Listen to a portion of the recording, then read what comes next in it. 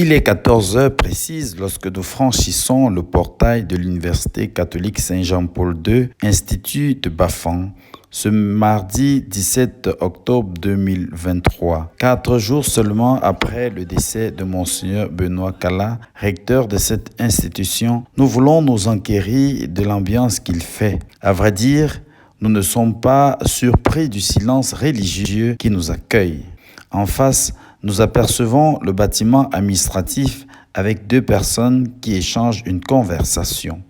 Nous nous dirigeons vers le bureau du défunt. La porte close nous renvoie à la triste réalité. Tout à côté de ce bureau, une porte ouverte nous accueille. Nous pouvons ici recueillir les premières impressions du père Patrick Galouna. La nouvelle de son décès comme un coup de massue le vendredi 13 octobre passé, et nous n'avons pas encore facilement accepté son départ parce que nous avons échangé avec Monseigneur Kala jusqu'au 29 septembre, et dans les échanges il revenait toujours dans l'esprit que le rayonnement de l'université et le départ brusque et tragique de Monseigneur Benoît Kala nous affecte parce que depuis 2 ans, nous avons travaillé avec lui. Le constat est fait que malgré ce départ, l'institution continue de fonctionner,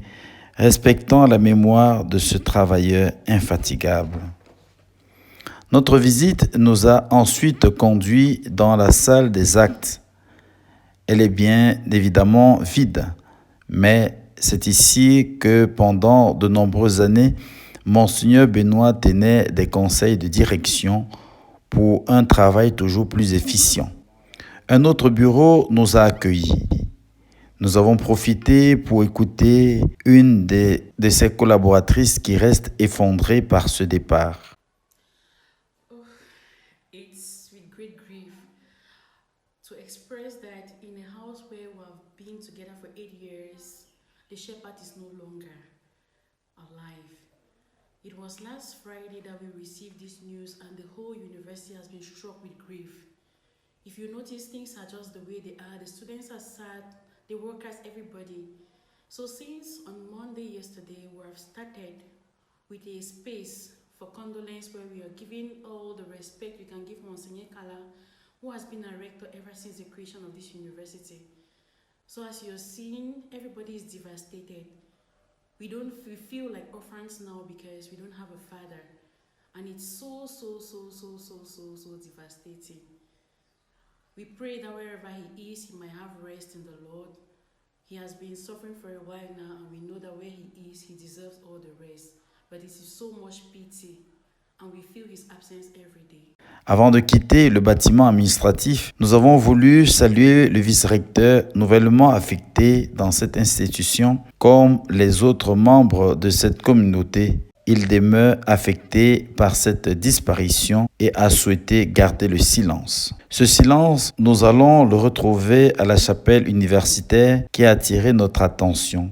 Dans ce lieu de prière, nous découvrons un portrait du défunt au pied de l'autel. Des restes de bougies tout autour témoignent de nombreuses intentions élevées vers le ciel en sa faveur. La chapelle est vide en ce moment, car les étudiants sont dans leur salle de classe. Fortuitement, nous tombons sur une nièce du défunt qui nous donne douloureusement, elle aussi, ses impressions. J'ai connu Monseigneur Kala en 2021 quand je suis venue à l'Institut pour m'inscrire.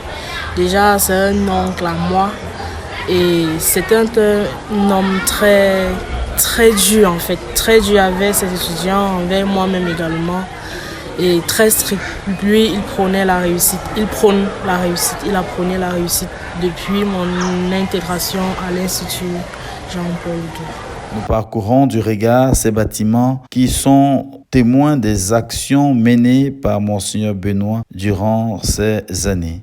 Ils nous disent quelque chose de sa présence, mais on n'écoutera plus cette belle voix appelant au travail, à la prière, à la discipline et au sacrifice. Monseigneur Benoît a marqué les esprits et les cœurs, comme en témoigne le directeur des ressources humaines. Ce que nous retenons de sa vie, c'est un homme dont l'action s'est inscrite dans la constance. il avait une renommée, il avait une façon d'être qui ne connaissait pas une variable. Et en cela, il a fait beaucoup de fidèles et nous en sommes héritiers de cette attitude et nous le suivons sur cette voie. Il ne reste plus qu'à continuer son œuvre, à imiter les valeurs qu'il a lui-même incarnées.